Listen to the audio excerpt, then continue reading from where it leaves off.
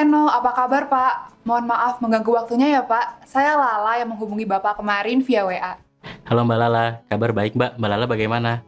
Alhamdulillah baik Pak. Jadi, kemarin itu saya sempat bertanya-tanya ke Mas Iksan dan juga Bang Alim membahas tentang sampah rumah tangga dan sejenis sampah rumah tangga di pulau yang katanya sudah semakin banyak dan diolah oleh PJLP 3R dengan pengomposan atau daur ulang anorganik seperti kardus dan juga botol plastik. Iya Mbak, setiap tahunnya semakin banyak warga yang memilah sampah di rumah.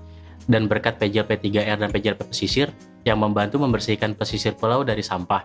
Sampah-sampah lebih mudah untuk diolah dan ada kompensasi dalam bentuk uang ataupun barang seperti pupuk kompos. Iya Pak, saya terharu banget dengan semangat teman-teman di pulau untuk menjaga lingkungan. Terima kasih Mbak. Jadi bagian yang dikerjakan oleh tim Mas Iksan bersama timnya itu adalah sampah rumah tangga dan sejenis rumah tangga seperti sekolah, warung, dan sebagainya yang tidak diterima bank sampah dan kerompongan ataupun tidak bisa dikompos. Lalu diangkut ke TPS oleh PPSU. PPSU ini lebih akrab dikenal sebagai pasukan orange di darat. Lihat warna bajunya. Kemudian sampah tersebut diangkut ke kapal sampah oleh PJLP Pesisir. Warna bajunya hampir sama, namun ada warna hijau. Setelah itu, baru kapal kita berlabuh ke dermaga Green Bay. Kemudian dipindahkan ke truk sampah untuk diangkut ke TPST Bantar Gebang.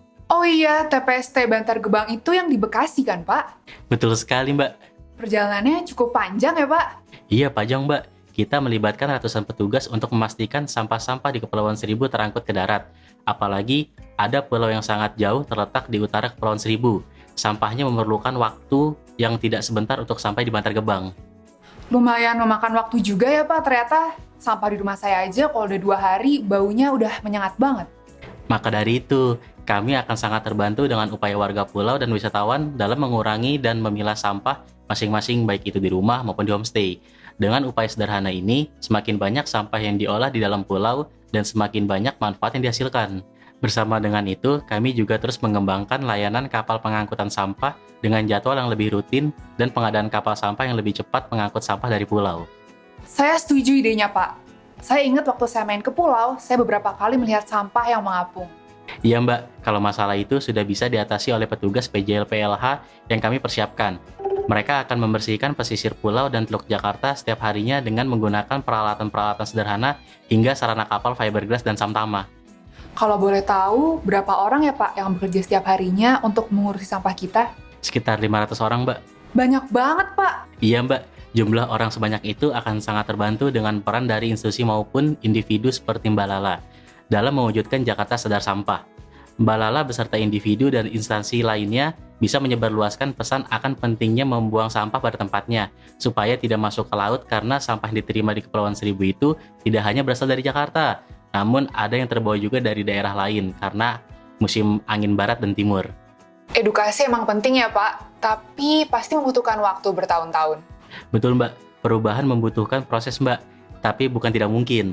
Kami percaya perubahan itu bisa dicapai, karena selain melalui edukasi, kami juga berusaha mengupayakan pembangunan TPS 3R dan fasilitas berupa di pulau, untuk lebih memaksimalkan upaya pengelolaan sampah di pulau. Dengan ini kita bisa mengefisienkan pengangkutan sampah dari pulau ke darat dan penggunaan bahan bakar kapal. Hal yang paling penting itu adalah tidak ada sampah dari pulau yang lari ke laut. Oh iya, tadi Bapak sempat menyinggung mengenai TPS 3R. Itu apa ya Pak? TPS 3R itu adalah sebuah tempat penyimpanan sampah sementara sebelum diangkut ke TPA. Tapi di dalamnya ada pemisahan dan pengelolaan. Jadi sesuai kaidah Kementerian PUPR, TPS 3R itu wajib memiliki atap untuk mencegah air hujan masuk, lantai kedap air, instalasi pengelolaan limbah air lindi sampah, dan bak pemilihan sampah seperti di gambar. Hal ini bertujuan agar kita bisa pastikan sampah organik itu dikompos dan sampah daur ulang itu dijual.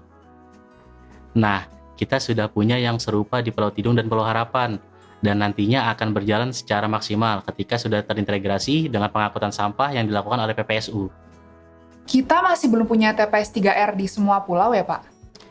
Berkat kerja keras Sudin LH, selama beberapa tahun ini, kami sudah menyediakan fasilitas pengomposan dan pendampingan bank sampah.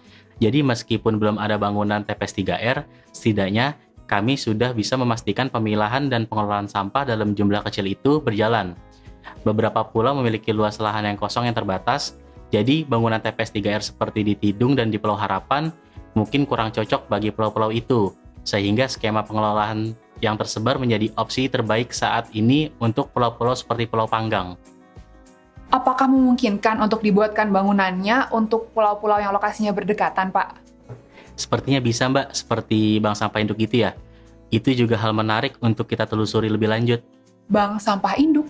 Mbak pasti pernah dengar kan yang namanya bank sampah? Tentu tahu dong, Pak. Saya sudah menjadi nasabah rutin untuk menabung, tapi menabung sampah. Nah, kalau Mbak Lala menjadi nasabah bank sampah, itu disebut bank sampah unit, karena wilayah cakupannya biasanya seluas RW. Kemudian, bank sampah unit akan menjual barangnya bank sampah induk dengan harga yang lebih kompetitif, agar bisa mendapatkan margin keuntungan dan menambah pendapatan bagi para pengurusnya. Mantap, Pak. Saya sebagai nasabah juga mendapatkan keuntungannya. Lumayan nambah uang jajan sebagai mahasiswa. Bagus, bagus. Ajak teman-teman lainnya juga ya, ikutan jadi nasabah bank sampah. Siap, laksanakan. Oh iya, Pak. Sepertinya informasi yang saya dapatkan hari ini sudah cukup. Mungkin bisa kita lanjutkan di waktu yang lain ya, Pak? Iya Mbak, boleh Mbak. Siap. Terima kasih banyak ya, Pak. Oke. Pulau Seribu.